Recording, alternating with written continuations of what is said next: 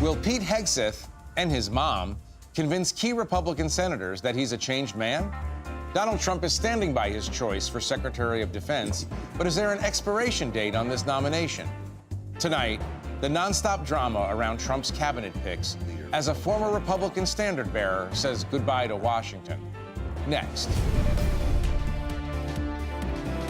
This is Washington Week with The Atlantic.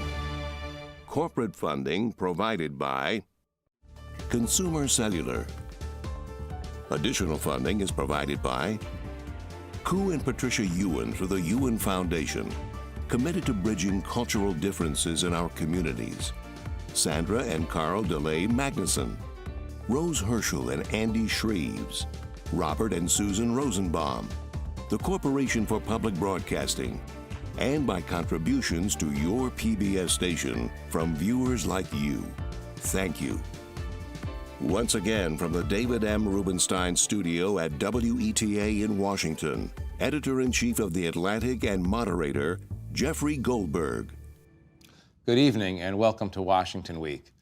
Somewhat miraculously, Pete Hegseth, the Fox Morning host chosen by President-elect Trump to lead the world's most powerful military, is still in the game tonight after a week of stunning revelations about his private life and personal demons.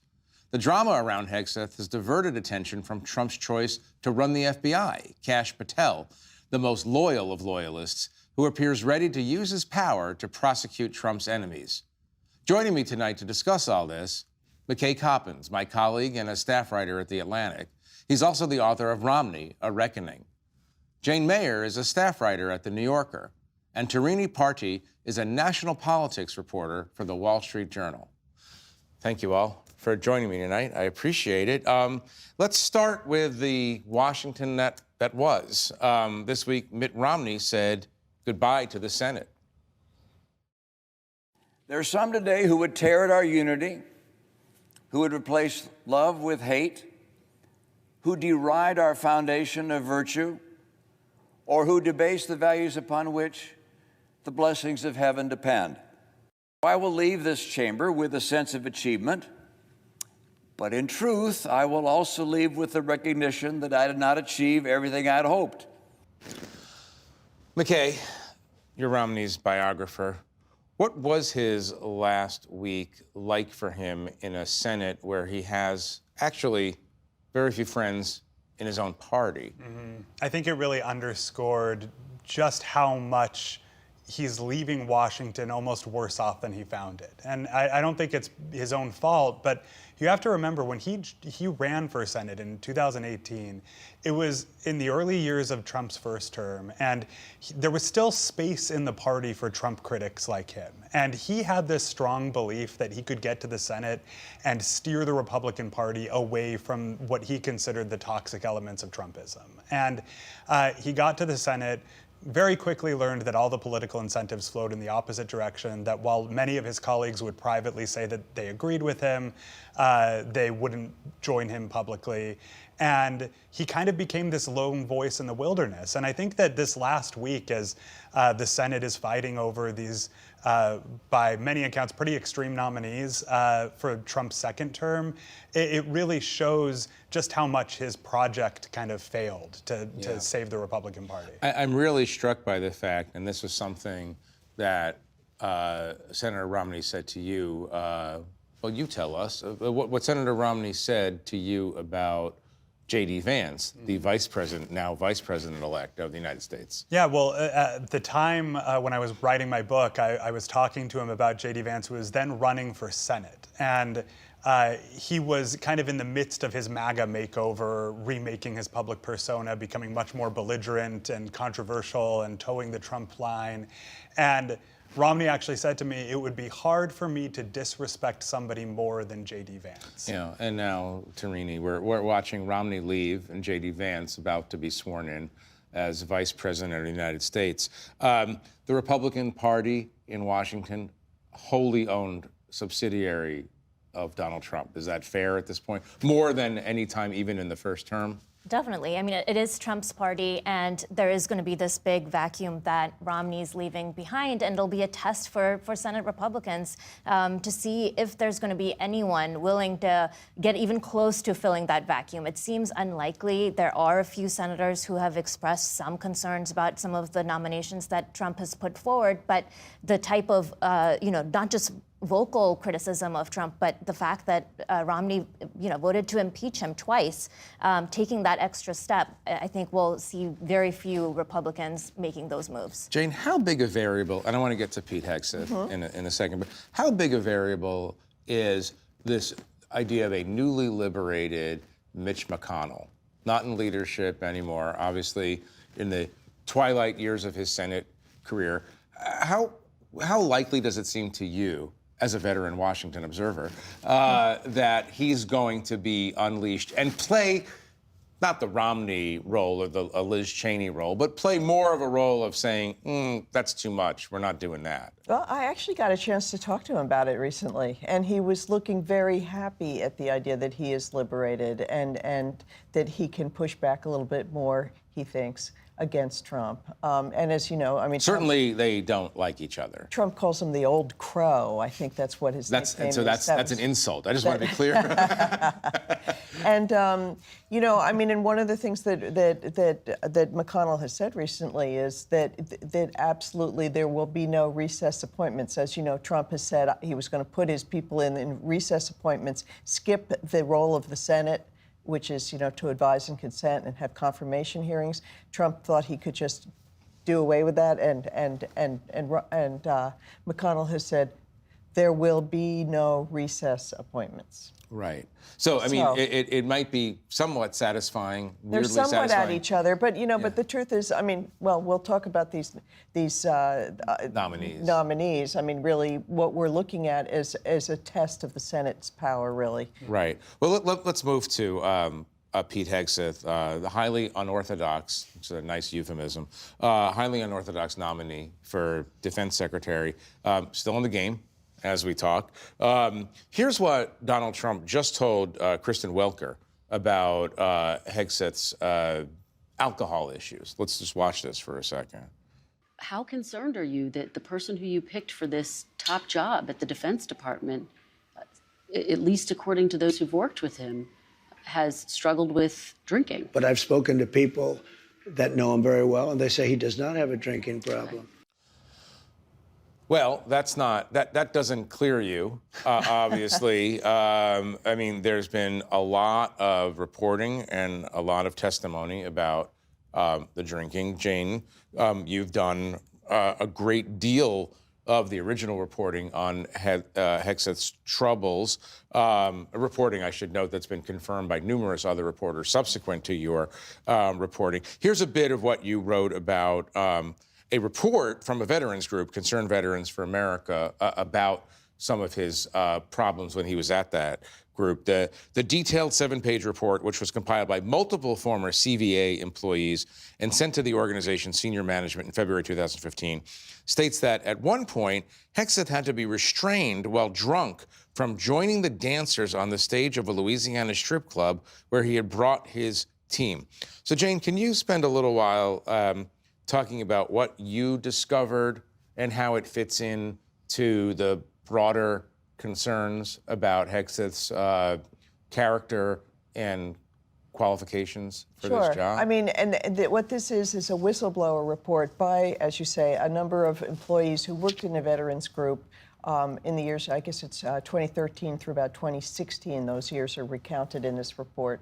And what they said about him was jaw-dropping, basically. I mean, and it might not matter so much for many other jobs, but I think it's caused for great concern about somebody that might be in charge of the Pentagon. And what they describe is just incident after incident after incident of Pete Hegseth getting so drunk that he had to be carried out literally physically by other people on his staff and put in bed in, on hotels. He was on a tour that lasted a long time that went across the country. So there were many, many hotels, many incidents, and they're described in this report. Now, I should say, and I think we need to say that his lawyer has basically said, oh, this isn't true. But they did have an opportunity to refute the specific allegations in this report, and they didn't take that opportunity. They didn't refute a single fact in it. And then, as you say, many other news organizations have since carried this reporting on past 2016. So we've seen an NBC has done reporting saying that Pete Hegseth, who went on to work at Fox News as a talk show host, was also cited for having all kinds of drinking problems at Fox as well. Right. Wait, I wanted to play Hegseth talking about the charges, his muscular denunciation of all of the reporting. Let's listen to him for a second here. It is the classic art of the smear. Take whatever tiny kernels of truth, and there are tiny, tiny ones in there, and blow them up into a masquerade of a narrative about somebody that I am definitely not. Jane, I mentioned his mother because she, according to reporting, sent him a very, very harsh email about his personal behavior vis-a-vis women, with women, his then wife. I mean, he's been married several times, obviously, as we all know. Talk about where we were in 1989. When well, Senator I mean, Tower... and this is really what is so interesting in that the issues that have come up about Pete Hegseth's behavior would have been and were totally disqualifying for a previous Defense Department nominee, and that was John Tower in 1989, and he was voted down by his own colleagues in the Senate because of the allegations of drinking and womanizing.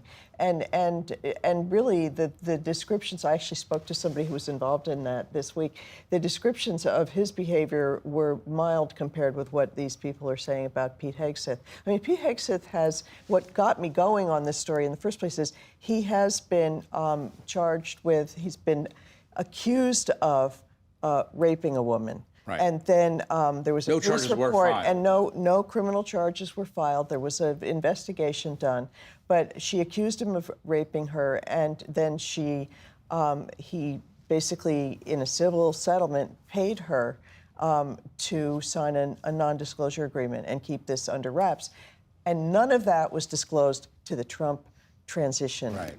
Right. Tarini, let's stay on this subject for a second. I mean, it's. What's so interesting is the discourse this week about this nomination and whether it will survive centers on alcohol use mainly and sexual indiscretion at least. But what's so and that's relevant when you're the Secretary of Defense and the primary military advisor to the President of the United States, and you are the primary advisor on matters of life and death, including the potential use of nuclear weapons. True, but unlike Senator Tower, who had personal problems, he was also a true defense intellectual and true leader. What I don't understand is Republicans on the Hill who take defense matters very, very seriously are coming out and saying, well, this guy deserves a hearing, at least, or if not outright endorsing him. But he has no actual experience at top levels of the military. Talk about that in the context of what the Republicans might do. Right. So as Jane mentioned, Hegseth ran a veterans group for a while. He's since been on Fox News. He doesn't have the type of experience that usually a defense secretary would. And we're seeing concern from... He is a veteran, he is a veteran himself. But as a captain. Right. And the concern, you're right, has focused mostly on personal conduct, sexual misconduct, drinking, allegations of drinking on the job. But if this goes to a confirmation hearing, we could expect some senators potentially to go, and question him on his background if it even gets to that point. But at this point, with other names already floating, as my colleagues at the Journal have reported, Ron DeSantis potentially being a contender for the job, you're seeing Trump, although he's publicly defending him, he's already kind of looking at other possible options in case this goes south. Wait, McKay, can I just pause on the idea of Ron DeSantis possibly replacing and you covered the Republicans and you covered the nomination process. Trump hates DeSantis. DeSantis hates Yes, Trump. I'm literally not tracking why Trump is floating that idea. And I'm certainly not tracking why you would give up the governorship of one of the largest states of the union to take a job where your potential half-life is pretty short. It's pretty short. Yeah, I mean, look, there are theories that that Trump is not actually serious about this, that perhaps he's even dangling the job in front of DeSantis to kind of humiliate him the way that, a lot of people think he did with Mitt Romney and Secretary of State back in 2016, 2017. Right. But their look, famous dinner. This is the problem with Trump staffing his new administration, is that serious people have seen what happened in the first term to those who joined his administration. They spent years, getting publicly humiliated, getting heavily scrutinized. Many of them were fired unceremoniously, were pushed out. They spent the next several years, getting indicted or complying with subpoenas or, dealing with a lot of personal fallout and career fallout. And so if you're a serious person with a political future, like Ron DeSantis clearly believes he has, you'd have to wonder if he thinks that's a wise move for him to go into that administration, knowing that he very well may flame out within a year. He did the most disloyal thing one could do in Trump's mind, which is run against Trump. I mean, and correct me if I'm wrong, Jane, but loyalty is the salient characteristic in these nominations. The number one characteristic, definitely, across the board. I mean, it'd be hard to find anything else you could say that they all have in common. It's such an unusual collection of people, but they are all Trump loyalists. Can I just add, though, quickly, that when Donald Trump tried to get Mitt Romney to take the Secretary of State job, part of what was going on there and the conversations they had behind the scenes, Romney told me later, kind of circulated around Romney had to come out and disown everything he had ever said about Donald Trump. And the point wasn't really, it was partly humiliation, but it was really to show his domination, right? And so I do wonder if part of the reason to kind of float DeSantis is, I'm going to make DeSantis, bring him to heel and kind of as a message to the rest of the party show that if you want to have a future, you have to do this for me. Right. Before I move on to Kash Patel, I do want to share a clip of Senator Kramer saying something that I found this remarkable. Maybe you'll agree with me, maybe you'll disagree, but just watch this for a second. My commitment that I was looking for was that he won't drink. He won't touch alcohol, and that he'd be ready for a phone call at 3 in the afternoon or 3 in the morning, and every hour in between, which I thought was a good way.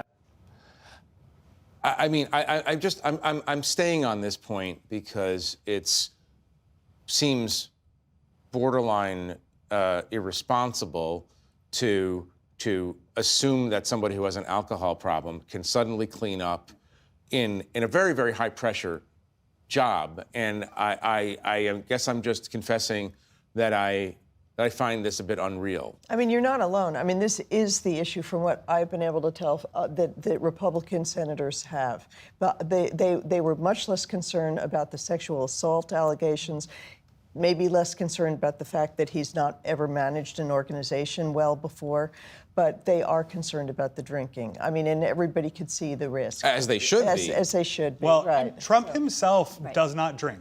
He has talked about his own brother having his life destroyed by alcoholism. So this is an issue that whatever Trump is saying publicly does resonate with him, and I wonder how that might play a role in the coming days. Right. In the few minutes that we have left, there's a lot going on this week. We haven't even gotten to pardons, although I have a feeling that we will be discussing the issue of pardons in coming weeks. But one thing that we've all noticed in covering this last month is that it's very hard to keep track with the velocity of these nominations and the unusual quality of so many of them.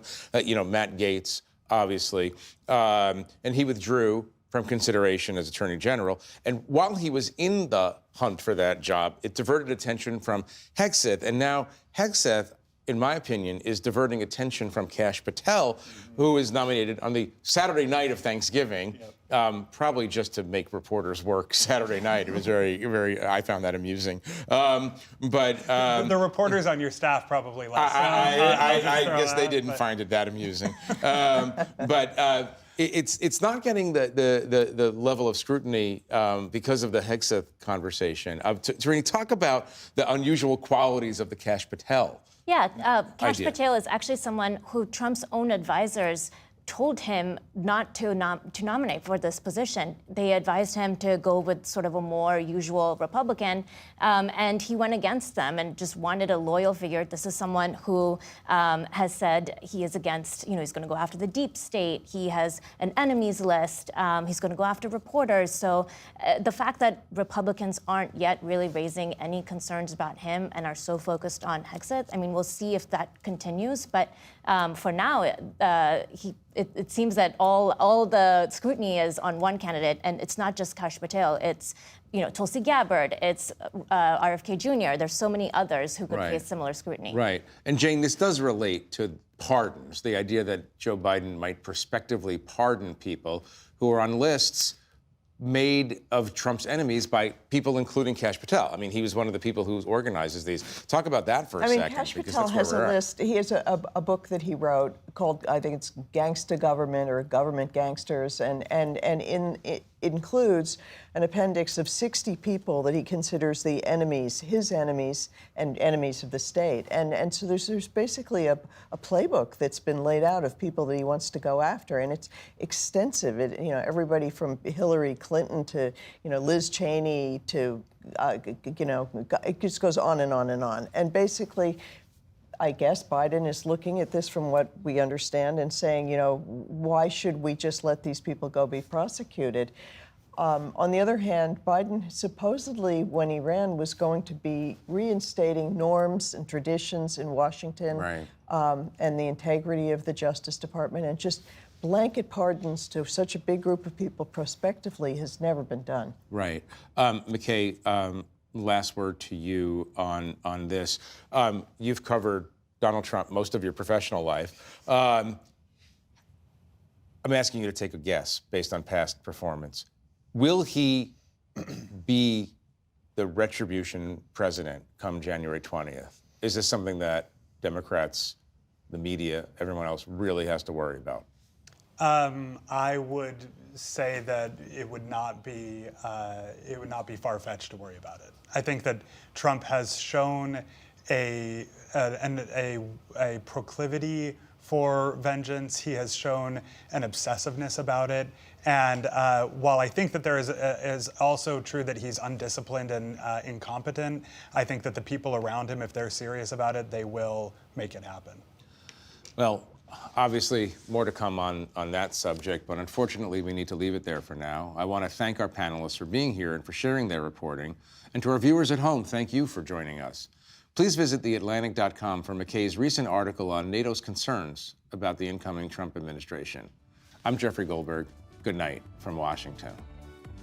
Corporate funding for Washington Week with The Atlantic is provided by... In 1995, two friends set out to make wireless coverage accessible to all. With no long-term contracts, nationwide coverage, and 100% U.S.-based customer support. Consumer Cellular. Freedom calls. Additional funding is provided by Koo and Patricia Ewan for the Ewan Foundation, committed to bridging cultural differences in our communities. Sandra and Carl DeLay Magnuson, Rose Herschel and Andy Shreves, Robert and Susan Rosenbaum, the Corporation for Public Broadcasting, and by contributions to your PBS station from viewers like you. Thank you.